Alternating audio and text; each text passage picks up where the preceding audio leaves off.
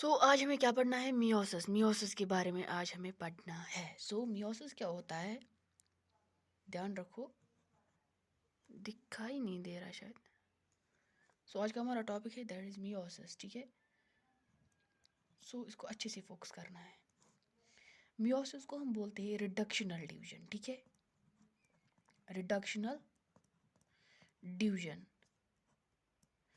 जो मियोसिस है, जो इनकी प्लाइडी होती है मदर सेल्स की, वो डिक्रीज हो जाती है डॉटर सेल्स में। प्लाइडी जो है वो रिड्यूस हो जाती है, प्लाइडी रिड्यूसेस।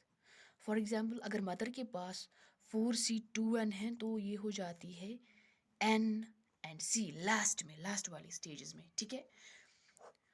और जो मियोसिस होता है, मियोसिस के दो फेजेस होते हैं, दो पार्ट्स होते हैं, दो टाइप्स। एक तो होता है मियोसिस 1, ठीक है, और दूसरा होता है मियोसिस। आपको आ जाएगा ना एग्जाम में, जस्ट एज इट इज़ लिखो, जो जैसा मैं बता रही हूँ, ठीक है। जो मियोसिस 1 होता है, इसको हम क्या, इसमें क्या होती है, सेल्स डिवाइड। ओबियसली हर में सेल डिवाइड होती है, लाइक दैट इसके भी फेजेस होते हैं। एक तो होता है इंटरफेज, इंटरफेज। दूसरा क्या होता है, एम फेज, क्या, माइटोटिक फेज, ठीक है। इंटरफेज में होता है G1, S, G2, ये आप लोगों ने पढ़ा है पहले माइटोसिस में। और एम फेज में होता है प्रोफेज, बट होगा 1। यहाँ पे फोकस करना है, ये मैटर करता है, ठीक है। यहाँ पे गलत नहीं करना। लाइक आपको एग्जामिनर देगा प्रोफेज, आप बोलोगे ये कौन सा है। अगर खाली प्रोफेज आएगा तो ये क्या है, ये फिर माइटोसिस का बोल रहा है। अगर आया प्रोफेज 1 तो ये मियोसिस फर्स्ट का बोल रहा है। अगर आया प्रोफेज 2 तो ये किसका बोल रहा है, मियोसिस 2 का बोल रहा है। आ रहा है बेटा समझ? Very good. पहला है प्रोफेज, फिर है मेटाफेज 1, क्या है, मेटाफेज 1। फिर है एनाफेज 1, फिर है टीलोफेज, टीलोफेज 1। आ रहा है समझ? मैं आपको अब डायग्राम थ्रू सारा समझाऊंगी, ठीक है। मान लो ये हमारे पास कोई सेल है, क्या, सेल, ठीक है। इसके पास पहले स्टेजेस में, लाइक इंटरफेस स्टेज में, क्रोमेटिन जो कंडेंस, ये बिखरा हुआ होता है, सेल ऑर्गेनलीज बन जाती है। आफ्टर दैट जब ये एंट्री मारती है किसमें, प्रोफेज 1 में, तो न्यूक्लियर जो इन्वोलोप है वो सारा ब्रेक हो जाता है, मीन सब कुछ गायब हो जाता है इसमें। ओनली क्या, जो हमारा ये होता है ना, जो बिखरा हुआ होता है क्रोमेटिन, वो कंडेंस्ड हो जाता है, मीन्स क्रोमोसोम्स बन जाते हैं, लाइक दिस। एक क्रोमोसोम, दो क्रोमोसोम्स, इसको हम बोलेंगे प्रोफेज, क्या बोलेंगे, प्रोफेज 1, ठीक है बेटा। अब इसके बाद, प्रोफेज के बाद कौन सा फेज आएगा, मेटाफेज, क्या आएगा, मेटाफेज। मान लो ये कोई सेल है, मेटाफेज में आपको याद रखना है, मेटाफेजिक प्लेट, इमेजिनरी प्लेट बनेगा, ठीक है। इधर आएंगे क्रोमोसोम लाइक दिस, अलाइन हो जाएंगे सारे, ठीक है।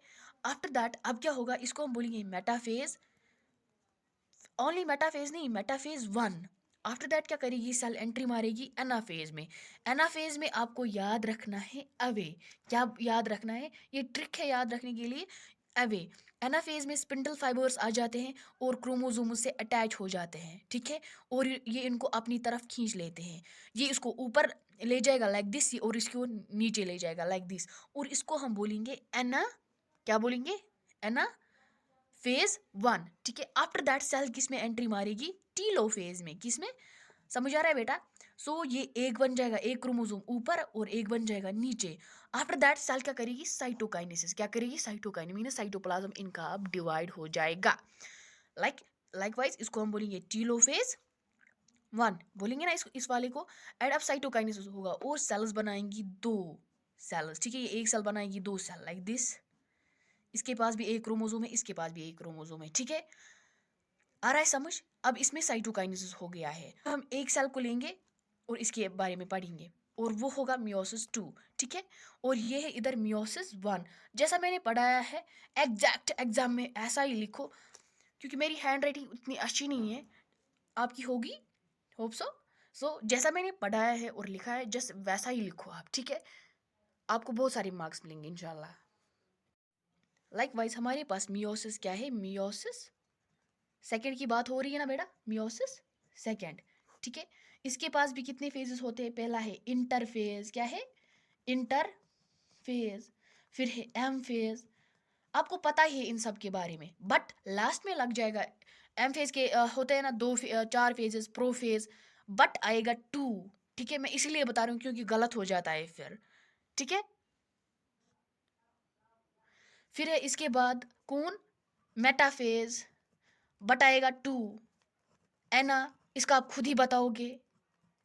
टीलो, इसका भी आप खुद ही जवाब दोगे। ठीक है, आ रहा है समझ। आफ्टर दैट अब हम जो हमने सेल बनाई थी, दो सेल्स लाइक दिस। ठीक है, जो हम लोगों ने दो सेल्स बनाई थी पहले मियोसिस वन में, अब हम इसका डिवाइड करेंगे, बस सिर्फ एक ही सेल लेंगे। ठीक है, हम लोगों ने एक सेल ली। ठीक है, ये क्रोमोसोम्स है, ये इस न्यूक्लियस के अंदर है लाइक दिस। अब क्या होगा इसमें, प्रोफेज में क्या हो जाते हैं, कंडेंस्ड हो जाते हैं, मीनस लाइक दिस। ये ऊपर जाएगा, एक अलग खाली रहेगा लाइक दिस, है ना। ये है प्रोफेज। प्रोफेज कौन सा है, second, very good. After that prophase के बाद है metaphase like this, imaginary plate. So ये क्रोमोसोम्स आ जाएंगे लाइक दिस। ठीक है, इसको हम बोलेंगे मेटाफेज। कौन सा बोलेंगे, सेकेंड, शाबाश। आफ्टर दैट एनाफेज, कौन सा फेज है, एनाफेज। एनाफेज में स्पिंडल फाइबर्स आ जाएंगे ना, तो अभी आपको याद रखना है। सो अब क्या होगा, सिस्टर क्रोमैटिड्स हो जाएंगी दूर दूर। ठीक है, लाइक दिस।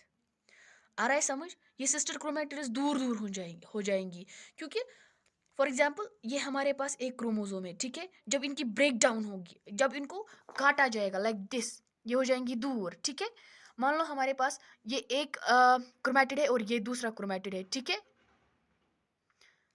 लाइक दिस, और ये दूर हो जाएंगी। ठीक है, आ रहा है समझ, वेरी गुड। सो एनाफेज में अवे हो जाता है, एनाफेज सिस्टर क्रोमैटिड्स दूर हो जाते हैं।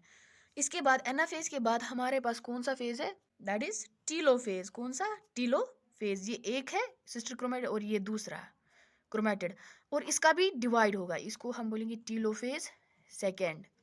होप आपको दिख रहा होगा और समझ आ रहा होगा, नहीं दिख रहा है।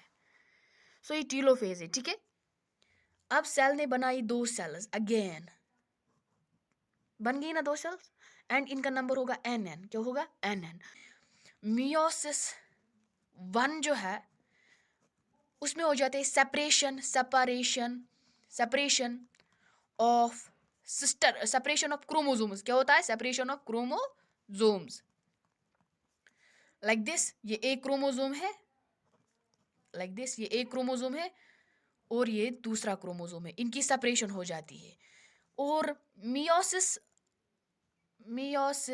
सेकेंड जो है, मियोसिस सेकेंड, इसमें हो जाती है सेपरेशन ऑफ क्रोमैटिड्स। क्या, सेपरेशन ऑफ क्रोमैटिड्स।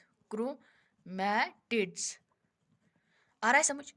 हमारे पास ये एक क्रोमोसोम है, क्रोमोसोम की बात हो रही है, जब इसकी सेपरेशन हो जाएगी तो ये एक इधर आ जाएगा, एक